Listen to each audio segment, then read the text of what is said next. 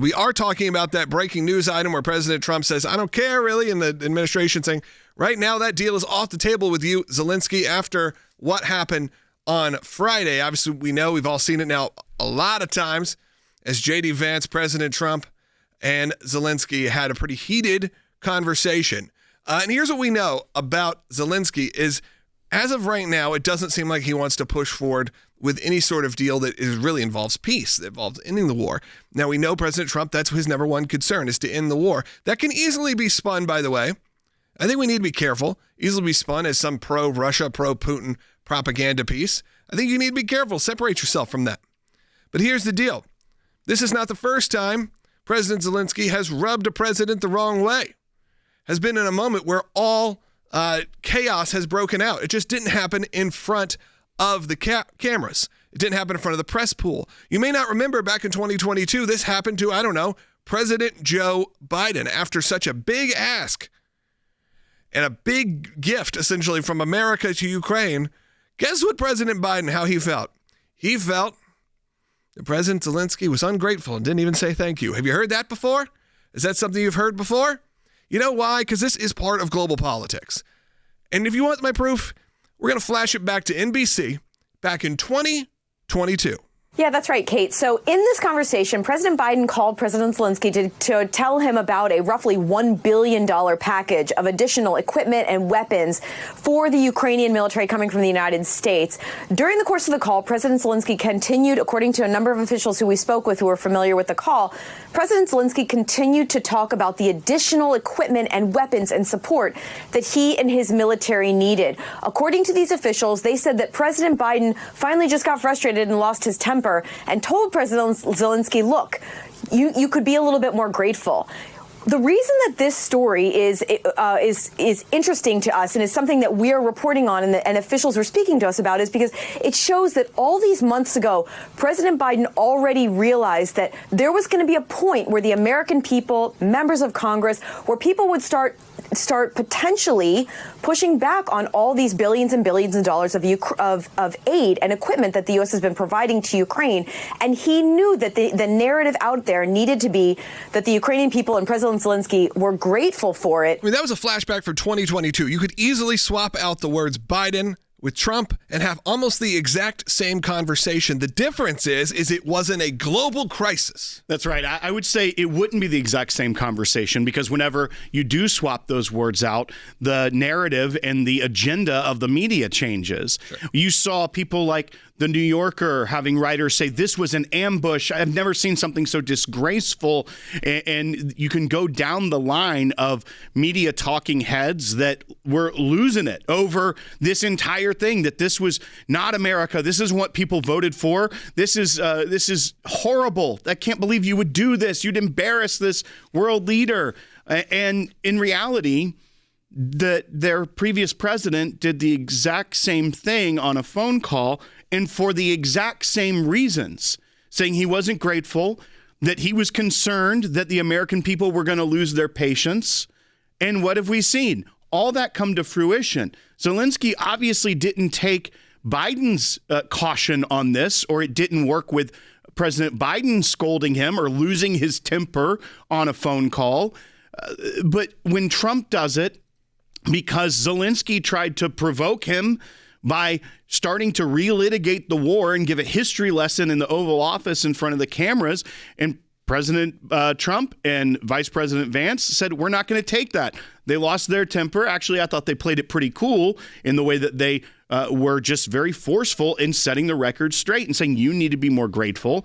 You're coming in here making more demands, and we're here to talk about something completely different. That meeting could have been very short. Many times those meetings with the world leaders in the Oval Office are fairly short. They say a couple things, the press leaves, and they get down to business. But Zelensky tried to take it and capitalize on the cameras being there, make it a moment for himself to try to get sympathy. And President Trump and J.D. Vance were not going to stand for it. And the fact that the media is having so much outrage peddling going on over the weekend is so shocking when there's a reason it wasn't front page news everywhere when President Biden lost his temper. That's because it was President Biden. Right. He's allowed to. President Trump can do zero right in the eyes of the U.S. media. I want to go ahead and take a call. I'd like to go to Bill in Wyoming. He's watching on aclj.org. Thank you, Bill. You're on the air. I watched that video, and first thing I thought was, this was really embarrassing. He was acting like a little kid, as far as I can see. And it seems to me, after thinking about it, it sounded like Zelensky was thinking he was talking to Biden again. Yeah, it certainly felt like a change in tone. But then when you actually go back and look at it, I think the response is that just not how Joe Biden necessarily would respond in front of cameras. Zelensky would actually say pretty similar things. He would make a lot of demands. He would make a lot of demands in front of Congress, in front of the Oscars or wherever it was he was speaking. We've talked about this, Will, that he has not been afraid to be the world's greatest salesman in that sense. And I'm not saying pro or against here. I'm talking about, if you want to talk about someone who actually goes and advocates for their country and getting the money that they need or they think they need to fight, he does a darn good job at it. He's done it for 3 years on the biggest global stages. He has taken Ukraine from a no one knew the name of the president of Ukraine to now we know the whole backstory. We know the family. We know all of the stuff they've gone through. We know how Russia is involved.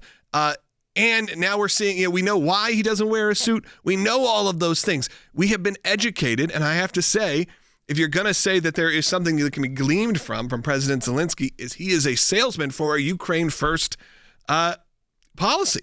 He goes and makes the ask. He is not afraid to say, hey, give us money, give us support. That's right. And when you look at his track record, especially with more left-leaning governments, he's done a very good job of it. And he's capitalized on the fact that Russia became an American boogeyman back in 2016 when it came to the Russia hoax. So in many people's minds, there is no greater evil on this planet than Putin and Russia.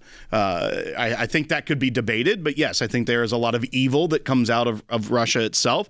But once again, coming to the Oval Office and sitting there and making demands and trying to almost talk down to the president of the United States by trying to relitigate the war is not going to be a winning strategy with this president. And it's not like Zelensky hadn't had some sort of relationship with the former Trump administration. No. I mean, there's bad blood there because maybe a certain phone call is what led the Democrats in Congress to try to chase down an impeachment hoax. It was a perfect phone call. It was great. But so I think that he should at least give himself a history lesson and know some context of what is going on in American politics right now. And I think our former colleague, Tulsi Gabbard, director of national intelligence, she said this on Fox News, and I think it sums up perfectly the way you see him pushing. Unclear. This is brand new. This is brand new. Yeah, correct. This is from just over the weekend. Said this about Zelensky after the meeting. This is Bite 8. President Zelensky has different aims in mind. He has said that he wants to end this war, but he will only accept an end, apparently, that leads to what he views as Ukraine's victory, even if it comes at an incredibly high cost of potentially World War III or even a nuclear war. I mean, that is, our friend, former colleague, Director of National Intelligence, Tulsi Gabbard, saying that, someone I trust. But when you hear those things, you don't want to hear World War III or nuclear war coming from the administration. You certainly don't want to hear that in the middle of the Oval Office, because all of a sudden it goes from a media talking point to a real talking point. We've heard the little sort of murmurings of a World War III for decades now. It always seems to be something that people talk about, reference. You got to remember, we got to put some timestamps on everything. We are not all that far away from World War II. It feels like it's a long time away. It feels like that's generations and generations and generations away, under 100 years. You're talking about 80 years since World War II. So it's not like it's impossible. So when you start hearing our world leaders actually start referencing it, get ready.